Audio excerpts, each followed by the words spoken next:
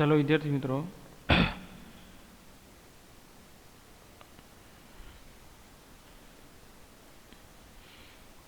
જોતા જઈએ આજના લેક્ચરમાં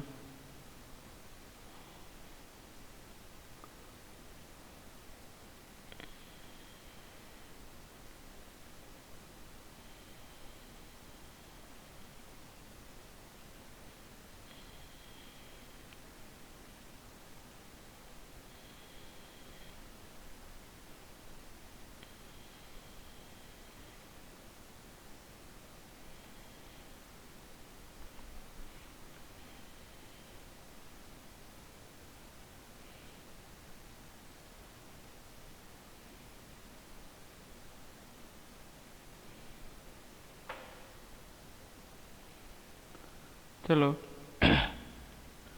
પ્રારંભમાં એક પદાર્થ સ્થિર છે, તે એક પરિમાણમાં અચળ પ્રવેગથી ગતિ શરૂ કરે છે અને ટી સમય તેને મળતો પાવર કોના સપ્રમાણમાં હશે? ચલો, પ્રારંભમાં એક પદાર્થ સ્થિર છે, તે એક પરિમાણમાં અચળ પ્રવેગથી ગતિ શરૂ કરે છે અને ટી સમયે તેને મળતો પાવર કોના સમપ્રમાણમાં હશે? ચાલો નક્કી કરવાનું છે આપણે વિદ્યાર્થી મિત્રો, કોના સમપ્રમાણમાં હશે.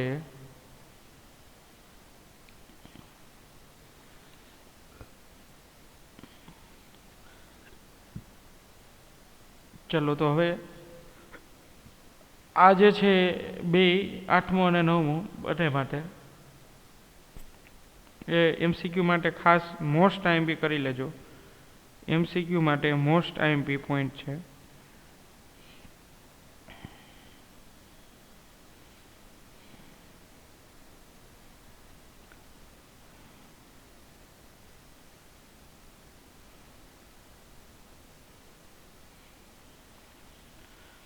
ચલો આપણે પેલા 8મો જે છે એ જોઈએ.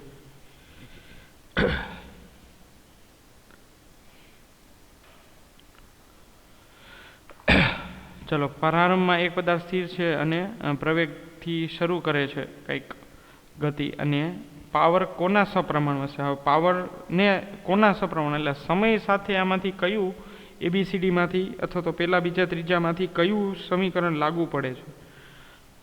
ચાલો તો હવે પાવરને સમય સાથે શું સંબંધ છે એ જોઈએ આપણે. થોડુંક જે છે આમાં આપણે તમારે સામાન્ય બુદ્ધિનો ઉપયોગ કરવાનો છે કે જે તમે સૂત્ર ભણી ગયા છો એનો ઉપયોગ કરીને તમારે જે છે થોડું ડીપમાં સૂત્રોને આગળ પાછળ કરીને એવો સંબંધ લેવાનો છે કે જેમાં પાવર અને સમય સાથેનો કંઈક સંબંધ મળતો હોય અને અચળ પ્રવેગી ગતિનું સમીકરણ અહીંયા લાગુ પડે એવું કંઈક તમને હિન્ટ આપી છે કે અચળ પ્રવેગથી ગતિ શરૂ કરે છે. ચલો તો આપણે કોઈ એવી રચના કરવી પડશે કે જેમાં અચળ પ્રવેગી ગતિ આવી જતી હોવી જોઈએ.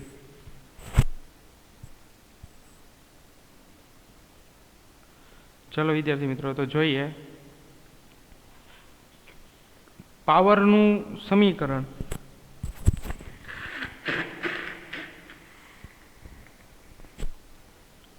પાવરનું સમીકરણ વિદ્યાર્થી મિત્રો શું થશે? પાવરનું સમીકરણ એટલે P = F × V આવું થશે પાવરનું સમીકરણ. એટલે પાવરનું સમીકરણ થશે બળ ગુણ્યા વેગ. ચલો તો P બરાબર ફોર્સ એઝ ઇટ ઇઝ રાખો. હવે વેગનું સમીકરણ વિદ્યાર્થી મિત્રો આવી રીતે થઈ શકે A = V/T. તો વીને સબ્જેક્ટ કરો તો એને સામેની બાજુ જવા દો, ટીને. તો અહીંયા શું થઈ જશે? વેગની સમીકરણ વેગ બરાબર શું લખી શકાય? AT લખી શકાય. તો એ અહીંયા આપણે મૂકી દો સમીકરણ, તો પાવર બરાબર F × AT થઈ જશે. ચલો સમજાય છે વિદ્યાર્થી મિત્રો? અચળ પ્રવેગી ગતિ છે એટલે આપણે આવું લખી શકાય.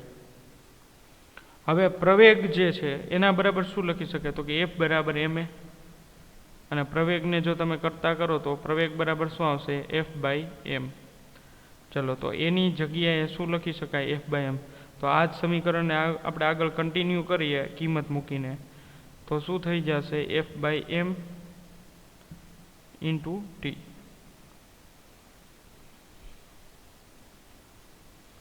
ચાલો, તો f નો જે છે એ શું થઈ જશે? સ્ક્વેર, એટલે F²/m આવશે ને. ચાલો,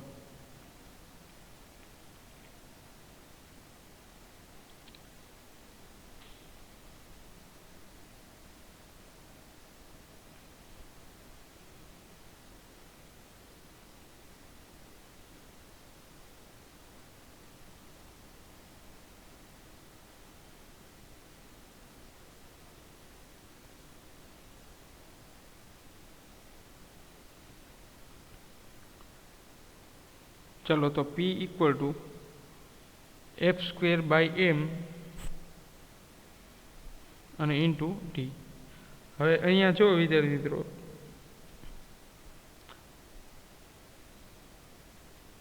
જે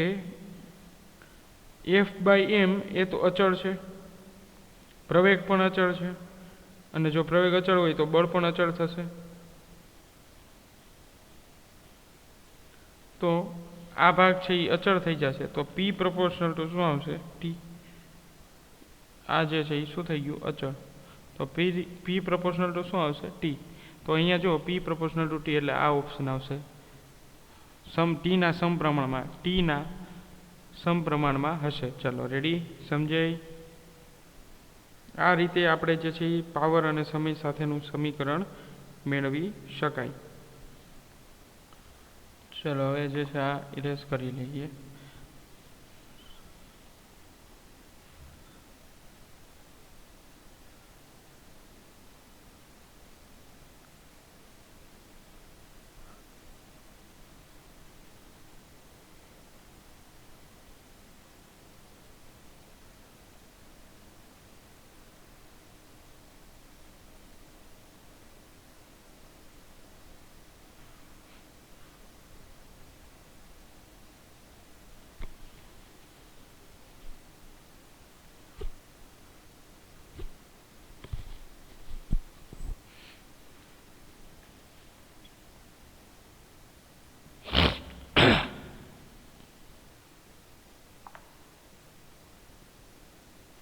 ચલો, હવે જે છે એ ખૂબ જ ઇમ્પોર્ટન્ટ છે.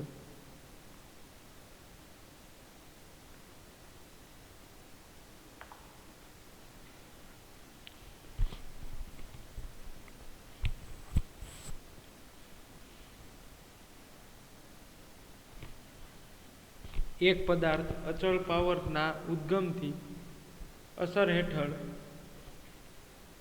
એક દિશામાં ગતિ કરે છે અને ટી સમયમાં તેનું સ્થાનાંતર કોના સમપ્રમાણમાં હશે? એટલે પહેલાં જે છે અચળ, કોઈ પદાર્થનો અચળ પાવર ઉદ્ગમ અસર હેઠળ એક દિશામાં ગતિ કરે છે અને ટી સમયમાં તેનું સ્થાનાંતર કોના સમપ્રમાણમાં હશે? એટલે થોડા સમય પછી એનું સ્થાનાંતર મેળવવાનું છે. આપણે સ્થાનાંતર મેળવવાનું છે અહીંયા, અને એ પણ ટી સમય બાદ. તો જોઈએ શું સ્થાનાંતર મળશે. હવે અહીંયા વિદ્યાર્થી મિત્રો અચળ પ્રવેગી ગતિના સમીકરણનો પણ ઉપયોગ કરી શકાય. બે રીતે તમે આને સોલ્વ કરી શકો છો.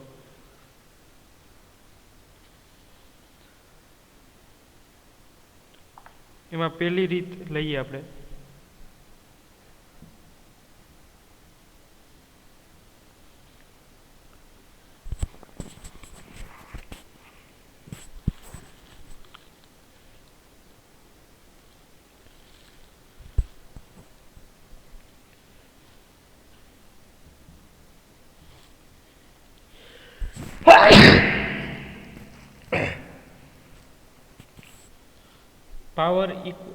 Work equal to power into time. જો ન ખબર હોય તો આ સૂત્ર યાદ રાખો. P = W/T, power equal to work by time. એના ઉપરથી મેં લીધું છે.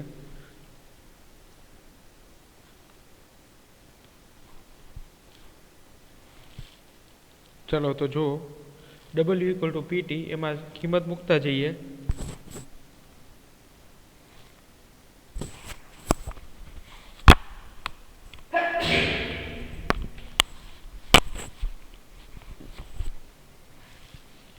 અહીંયા ડબલ્યુ ઇક્વલ ટુ કાર્ય ઉર્જા પ્રમેય એટલે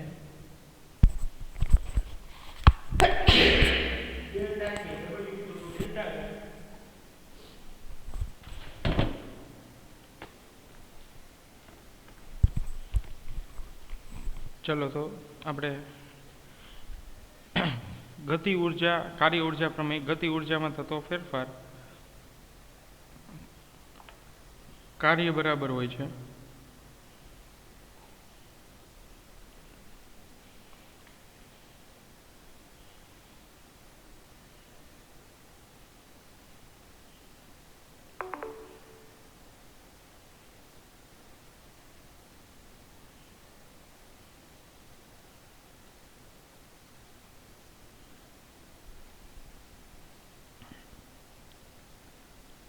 चलो तो જોતા જઈએ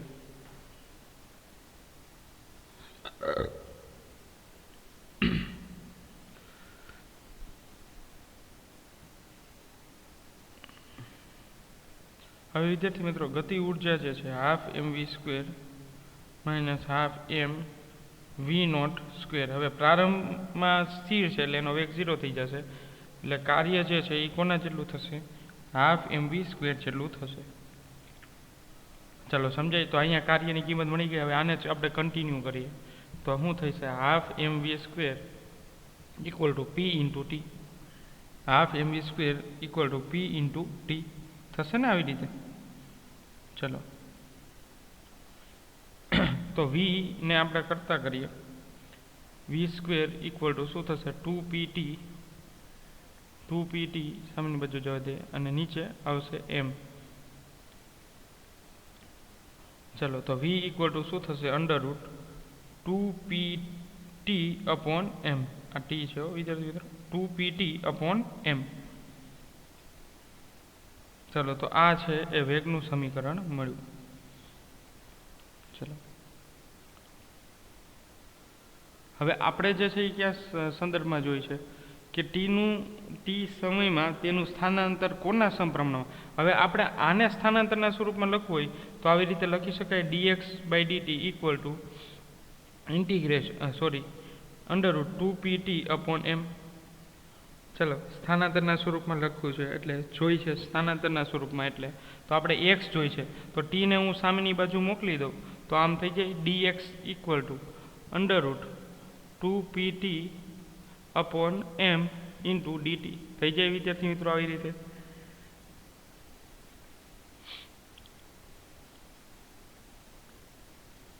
तो हवे अहींया बे बाजू संकलन करता बंने बाजू एटले हवे आ x मळी जशे ने dx नु इंटीग्रेशन करशो एटले संकलन विकलन केन्सल एटले वधे ई राशि एटले खाली x वधशे एटले बंने बाजू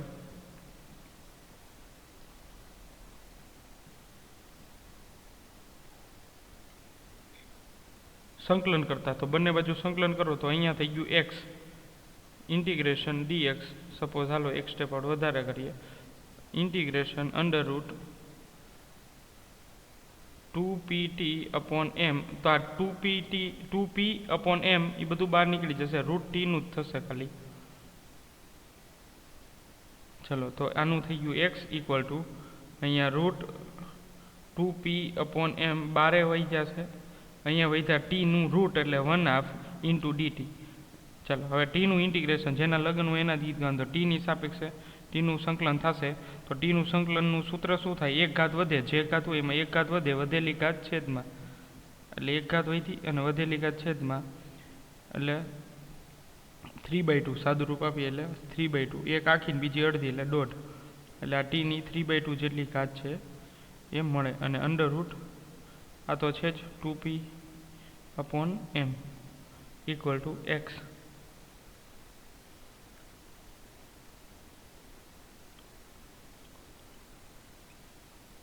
चलो तो आ बधी वस्तु आपणे अचल करी नाखीए तो वधु शू t x प्रपोर्शनल टू आ जे छे अचलांक छे तो x प्रपोर्शनल टू t नी 3/2 आटली घात वधे कारण के 2 अचल छे p अचल छे ने m अचल छे तो x प्रपोर्शनल टू t नी 3/2 घात आराम थी जोई लो आ एक मेथड है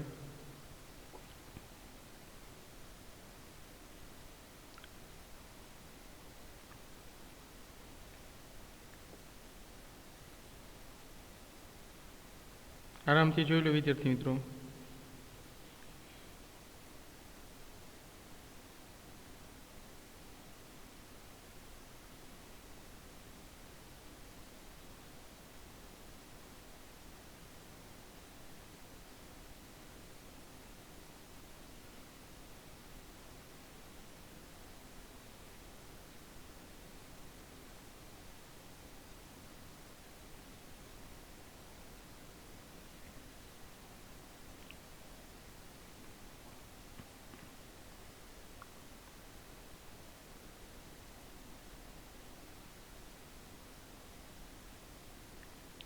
ચલો તો x proportional to t ની 3/2. હવે આપણે બીજી મેથડથી પણ આને સોલ્વ કરી શકીએ છીએ, પણ આ આરામથી જોઈ લ્યો. આ ટાઈપના જ MCQ હોય છે નીટમાં. નીટ માટે ખાસ પ્રિપેર કરવાની છે આ ટાઈપના MCQની.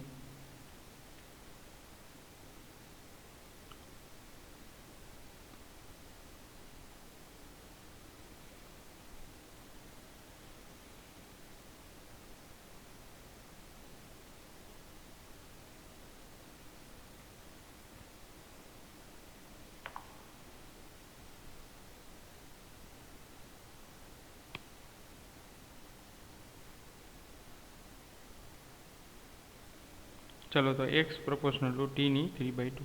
હવે બીજી રીત જે છે એ જોઈએ આપણે.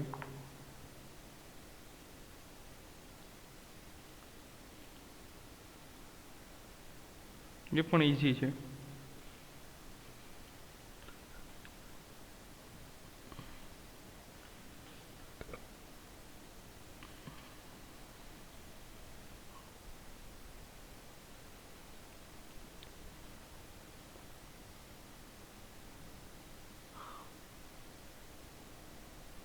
ચલો આવી પ્રેક્ટિસ જે છે તમારી રીતે આવા MCQ મળે તો તમારે બેસ્ટ છે નીટ માટે. કારણ કે જ્યારે બહુ જ હાર્ડ પેપર હશે નીટ માટેના, તો ત્યારે આ ટાઈપના જે છે એ ન્યુમેરિકલ હશે.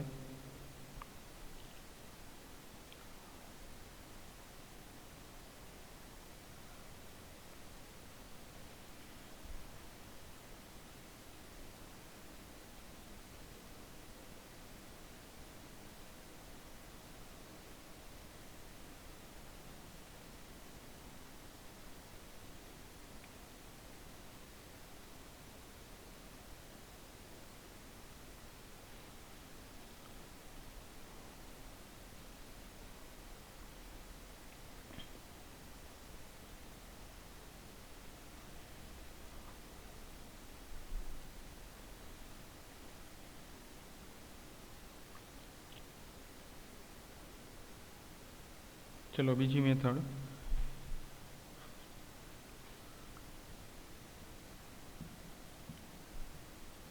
ચલો શું કે છે સેકન્ડ મેથડ એ.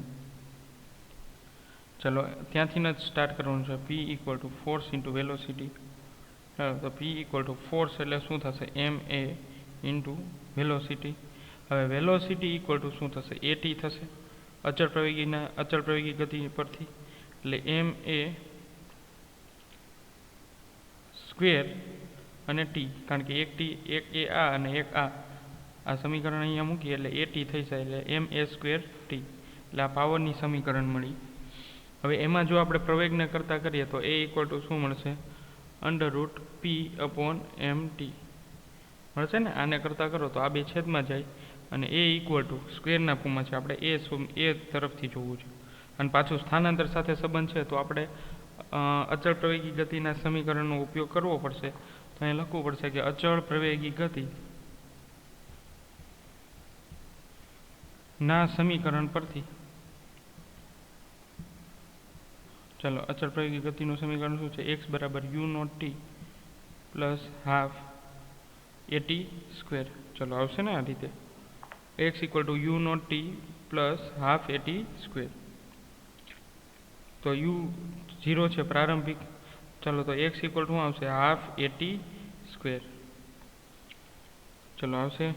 તો x ઇક્વલ ટુ શું લખવાના છે? હાફ એની વેલ્યુ તમે જાણો છો, √p/mt ઇન્ટુ ટી સ્ક્વેર. આવી રીતે છે.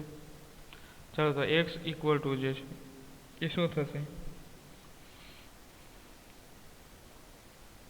અહીંયા છે હાફ √pm અને 1/√t છે અને અહીંયા t સ્ક્વેર છે. તો અહીંયા જે છે એ થઈ જાય ને, આ અચળ થઈ ગયું એટલે x proportional to t ની 3/2. ચલો આ રીતે થઈ જશે વિદ્યાર્થી મિત્રો, x proportional to t ની 3/2 ઘાત.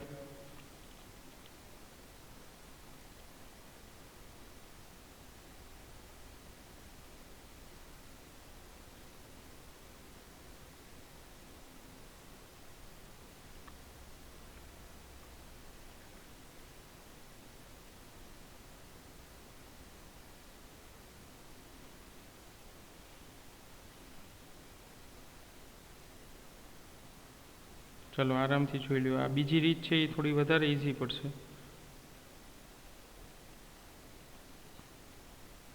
ટૂંકમાં તમારી રીતે પણ તમે જો સૂત્રો જાણતા હોય અને નિયમો જાણતા હોય અચળ પ્રવાહી ગતિના, તો એના ઉપયોગ કરીને તમે કોઈ પણ MCQ છે એ સોલ્વ કરી શકો છો.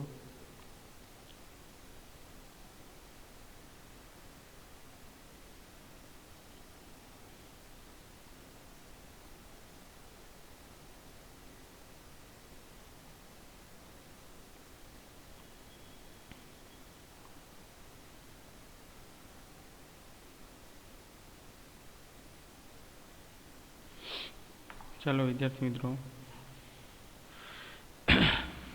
ત્યારબાદ એક બિલ્ડિંગના ગ્રાઉન્ડ ફ્લોર પર પંપ એટલે કે મોટર, આ જે છે એ થઈ ગયો છે સમ, આ સમ આપણે થઈ ગયો છે. ચલો આ થઈ ગયું છે, આ બાકી છે. એક પદાર્થ પર થતા કાર્યનું ચિહ્ન સમજવું અગત્ય છે. આપેલી રાશિઓ ધન કે ઋણ તે કાળજીપૂર્વક દર્શાવો. તો આપણે દર્શાવવાનું છે કાળજીપૂર્વક. ચલો સમજો. કોઈ એક પદાર્થ પર થતા કાર્યનું ચિહ્ન સમજવું છે. ચલો શું મળશે, ધન કે ઋણ, એના માટે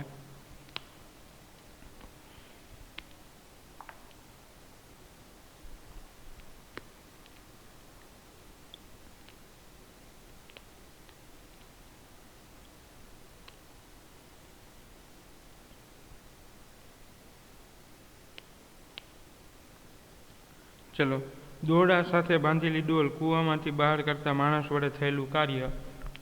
તો W = FD. હવે cos θ એટલે cos 0 થશે, એટલે પહેલા માટે કાર્ય જે છે એ FD એટલે મહત્તમ મળશે. અથવા તો ચિહ્ન કીધું છે, સોરી, એટલે આમ લખવું પડશે, W > 0 એટલે કાર્ય કેવું મળે, ધન. આ પહેલાનો આન્સર. પછી બીજામાં શું કીધું છે કે ઉપરના કિસ્સામાં ગુરુત્વાકર્ષણ બળ વડે થયેલું કાર્ય. તો ગુરુત્વાકર્ષણ બળ વડે થયેલું કાર્ય એટલે W = FD 180 cos 180 થશે. એટલે cos 180 એટલે તમે જાણો છો, cos 180 ની વેલ્યુ જે છે એ થશે -1. W = શું થશે, -FD. તો અહીંયા W < 0 એટલે કાર્ય જે છે એ ઋણ મળે છે. પછી સીમાં શું કીધું છે, જો કે થયેલું કાર્ય જે છે એ સી માટે પણ ઋણ જ મળશે. કારણ કે જો તમને શું કીધું, ઢળતા સમતલ પર લપસતા પદાર્થ માટે ઘર્ષણ વડે થયેલું કાર્ય. એટલે આવી રીતે ઢળતો કોઈ સમતલ હોય એના ઉપર સમતલ વડે થયેલું કાર્ય, તો એ તો ઘર્ષણની વિરુદ્ધમાં જ હોય એટલે 180 ડિગ્રી થયા. તો એમાં કાર્ય જે છે એ < 0 એટલે ઋણ. ચાલો ડી ની અંદર શું કીધું છે, ખડબચડા સમસ્થિત સમતલ પર સમાન વેગથી ગતિ કરતા પદાર્થ માટે લગાડેલ બળ વડે થતું કાર્ય. ચલો એના માટે જે છે કાર્ય શું થશે સમજો. શું કીધું છે, ખડબચડા સમસ્થિત સમતલ પર સમાન વેગથી ગતિ કરતા પદાર્થ પર લગાડેલ બળ વડે થતું કાર્ય. તો એમાં θ = 0 છે, W = FD એટલે પાછું W > 0. તો એના વડે આ રીતે કાર્ય મળશે. પછી છેલ્લું છે ઈ. એના માટે કાર્ય શું કીધું, દોલન કરતા લોલકને સ્થિર થવા માટે હવાના અવરોધક બળ વડે થયેલું કાર્ય.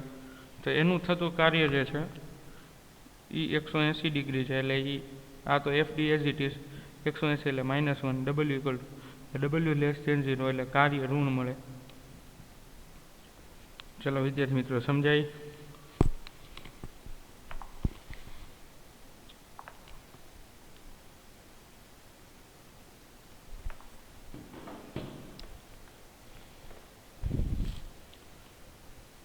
ચલો વિદ્યાર્થી મિત્રો ત્યારબાદ એના નીચેનું જે છે એ બાકી છે એ કરી.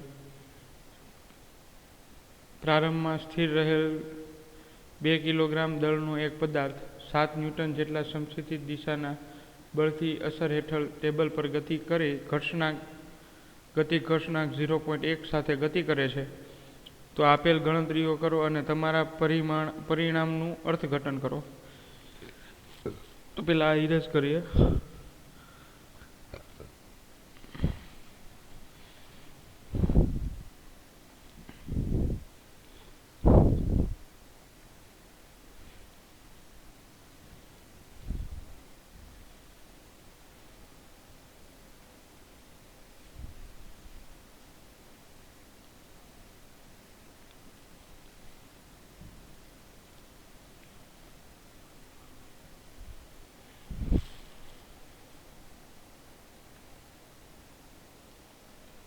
ચાલો પ્રારંભમાં સ્થિર પેલા ડેટા જે આપેલા છે એ લખતા જઈએ.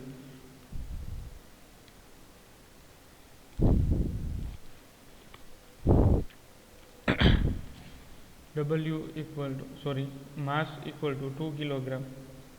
પછી ફોર્સ આપી દીધી છે 7 ન્યૂટન અને ઘર્ષણાંક આપી દીધો છે 0.1.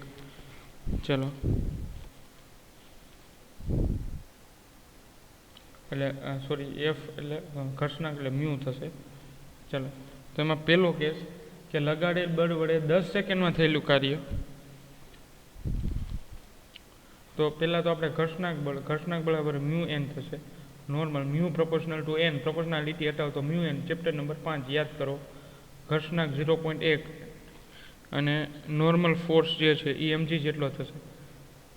એટલે એફ 0.1 અને નોર્મલ ફોર્સ 10 × g દળ 2 કિલોગ્રામ છે એટલે 2 × 10 એટલે કુલ 2 ન્યૂટન જેટલું આવશે ઘર્ષણાંક બળ. અને એફ ડેશ ઇક્વલ ટુ એટલે સમાસ બળ capital F minus small F. તો આ 7 ન્યૂટન છે માઇનસ 2 ન્યૂટન બરાબર 5 ન્યૂટન. તો સમાસ બળ એટલે પરિણામી બળ એ થશે 7 ન્યૂટન 5 ન્યૂટન.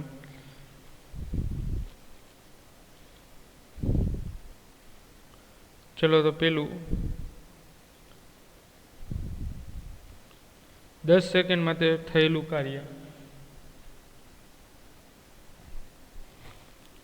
પેલું W equal to FS, W equal to force આપણે આપેલું 7 ન્યૂટન અને સ્થાનાંતર. હવે સ્થાનાંતર જે છે એ આપણે અલગથી મેળવવું પડશે. સ્થાનાંતર બરાબર u0t plus half at square. ચલો u0t plus half at square એના ઉપરથી મેળવવું પડશે. હવે પેલા પ્રવેગ મેળવી લઈએ. પ્રવેગ એટલે 5/2 f બરાબર ma ઉપરથી 5 ન્યૂટનના છેદમાં 2 એટલે પ્રવેગ મળશે 2.5. ચાલો 2.5 નો અહીંયા જે છે આ તો 0 થઈ જશે એટલે હાફ a એટલે 2.5 અને t એટલે 10 સેકન્ડ નો સ્ક્વેર.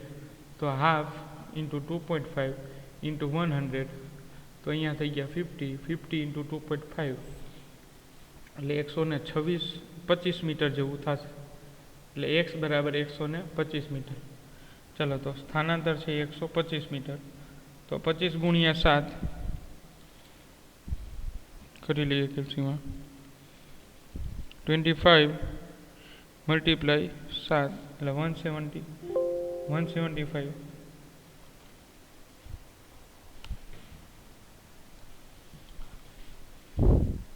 ચલો એનો આન્સર આવશે 175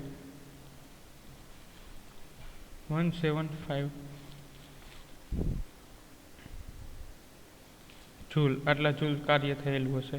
ચલો પછી બીજું શું આપેલું છે કે ઘર્ષણ બળ વિરુદ્ધ થતું કાર્ય એટલે W જે છે ઘર્ષણ બળ વિરુદ્ધ થતું કાર્ય, તો ઘર્ષણ બળ થતું વિરુદ્ધ થતું કાર્ય 126 એટલું જ થશે.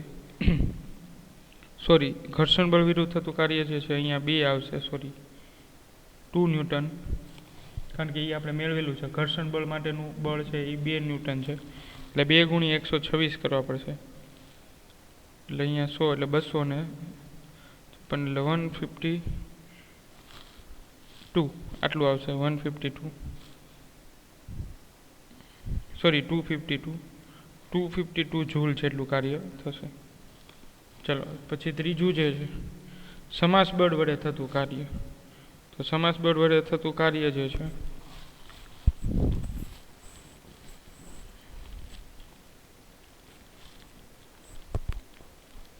એક મિનિટ, અહીંયા ભૂલ છે. 126 ગુણ્યા 7 માટે એક જ મિનિટ. 125 sorry 125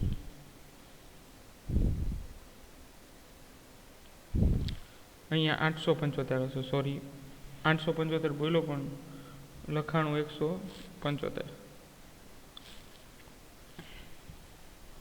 875 joule 875 joule. ચાલો તો હવે સમાસ કાર્ય જે છે એ કેટલું થશે? સમાસ બળ વડે થતું કાર્ય તો 875 માઇનસ આ કેટલા મહિના 252, એ બેનો તફાવત જેટલું થશે, તો 635 જૂલ જેટલું કુલ કાર્ય થશે. ચાલો સમાસ માટે થતું કાર્ય તો 7 ન્યૂટન દ્વારા થતું કાર્ય અને 2 ન્યૂટન દ્વારા થતું કાર્ય, એ બેનો તફાવત મેં અહીંયા લીધો છે. W ફ્રિક્શન માટે અને W જે છે એ બાહ્ય બળ એટલે એક્સટર્નલ ફોર્સ માટે માઇનસ આવશે, સોરી અહીંયા. તો આ બેનો તફાવત જેટલું થશે. હવે ચોથું છેલ્લું લાસ્ટ શું કીધું છે કે 10 સેકન્ડમાં શું કીધું છે 10 સેકન્ડમાં પદાર્થની ગતિ ઉર્જામાં થતો ફેરફાર. 10 સેકન્ડમાં પદાર્થની ગતિ ઉર્જામાં થતો ફેરફાર એટલે તમારે ડેલ્ટા કે બરાબર W. હવે કાર્ય તમારી પાસે છે તો ગતિ ઉર્જામાં ફેરફાર કેટલો થશે? આના જેટલો જ થશે, 635 જૂલ જેટલો, કારણ કે કાર્ય ઉર્જા પ્રમેય પરથી